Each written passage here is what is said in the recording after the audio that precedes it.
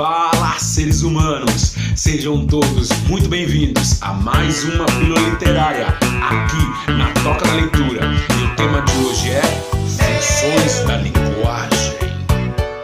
Quando se lê um texto com significado, não se leem as palavras, as letras e as frases que o compõem do mesmo modo que se fossem apresentadas isoladamente e, inclusive, a velocidade da leitura de uma frase depende do contexto à sua volta. E é com a leitura de Ensinar a Ler e Ensinar a Compreender, de Teresa Colomer e Ana Campos, que iniciamos mais uma Pílula Literária. Seres humanos, é um prazer inigualável, inestimável, intangível, mentalmente transmissível estar com todos vocês. Pelo elemento essencial à comunicação humana, comunicar, vindo do latim, tem sua acepção no entendimento de partilhar, de compartilhar, de tornar algo comum. É nesse sentido do termo comunicar latino que nós mergulhamos neste momento para as funções da linguagem. Mas antes, precisamos entender e recordar um pouco os elementos da comunicação, aqueles que farão parte e partilharão a comunicação de fato. São eles: o emissor, aquele que envia a mensagem; o receptor, o que recebe; o referente, a que se refere a mensagem em si, o seu conteúdo, o contexto; e o código, o caminho, o percurso pelo qual será transmitida a mensagem. Estes elementos são essenciais para nós adentrarmos no que nós chamamos de funções da linguagem. Nós seguimos os pressupostos da função da linguagem proposto por Roman Jakobson. Esse linguista russo do século XX propõe que nós olhemos estas funções a partir de alguns elementos essenciais. São eles a função referencial, a emotiva, a apelativa, a função fática, a metalinguística e a poética. A função emotiva, ela não tem o seu foco na realidade. A sua estrutura é produzir a emoção, tanto na prosa quanto na poesia.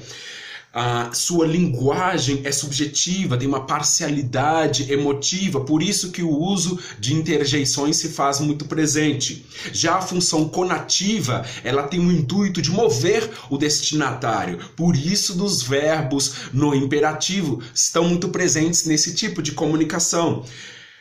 O uso da interrogação persuasiva também é um elemento essencial para esse tipo de comunicação, mas não imprescindível. Já a função fática é aquela que traz a confiabilidade na comunicação.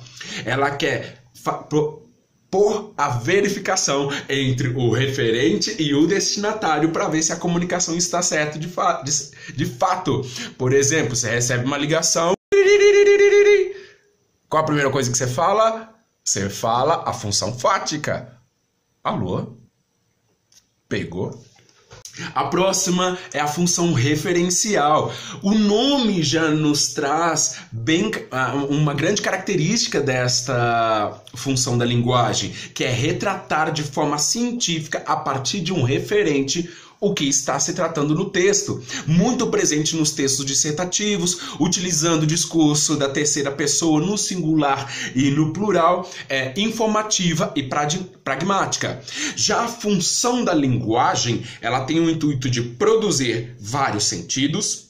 Por isso que o uso da conotação é muito maior do que da denotação. A ambiguidade, o seu sentido figurativo, não é exclusivo da poesia, mas se encontra muito mais na poesia do que nos textos em prosa. A última de todas as funções da linguagem proposta por Roman Jakobson é a metalinguagem.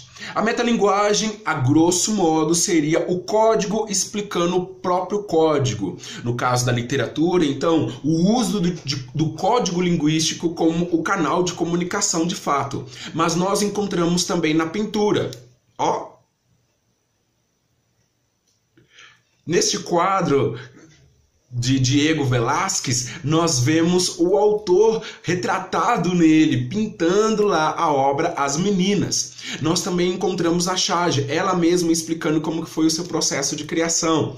Da mesma forma, nos programas televisivos e cinematográficos. Por exemplo, tem dois grandes exemplos. O primeiro é o Show de Truman, com Jim Carrey, no qual um homem passa toda a vida num programa televisivo sem saber, mas nós, os telespectadores, vemos a todo momento como que é feito este programa.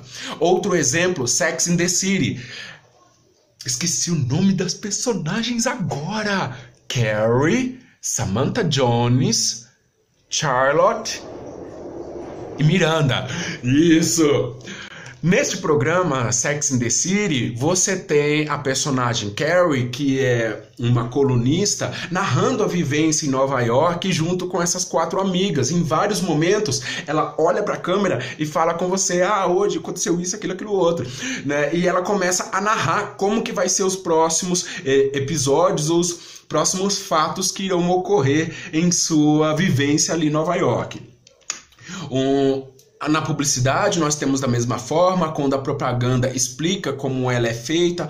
Uma referência é o Fiat Spazio, de 1983. Essa propaganda é bem facinho de encontrar no YouTube, recomendo que vocês vejam, até engraçadinha. Da mesma forma, na música e na poesia, na música eu invoco Vinícius de Moraes, venha até nós. Com Samba da Bênção, ele faz essa metalinguagem quando ele explica como que deve ser feito, como que deve ser a postura do cantor, do intérprete para produzir ou cantar uma música. Mas para fazer um samba com beleza é preciso um bocado de tristeza, é preciso um bocado de tristeza, senão não se faz um samba não. Claro que o Vinícius é bem melhor do que eu cantando, né?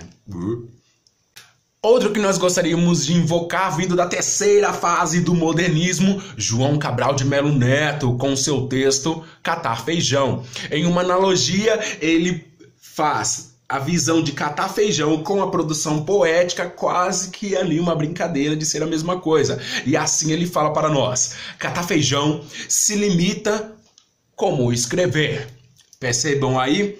Joga-se os grãos na água do alguidar, as palavras na folha de papel, e depois joga-se fora o que boiar. Certo, toda palavra boiará no papel. Água gelada, por chumbo seu verso. Fala Brasil, fala Thiago Life, beleza? Então, meu voto essa noite já tá bem claro, bem decidido, não gosto desse cara, então eu gostaria que saísse da BBB, Biblioteca Brasil, Olavo de Carvalho. Nem sei por que esse cara entrou, né, velho? Não tem cacife nenhum.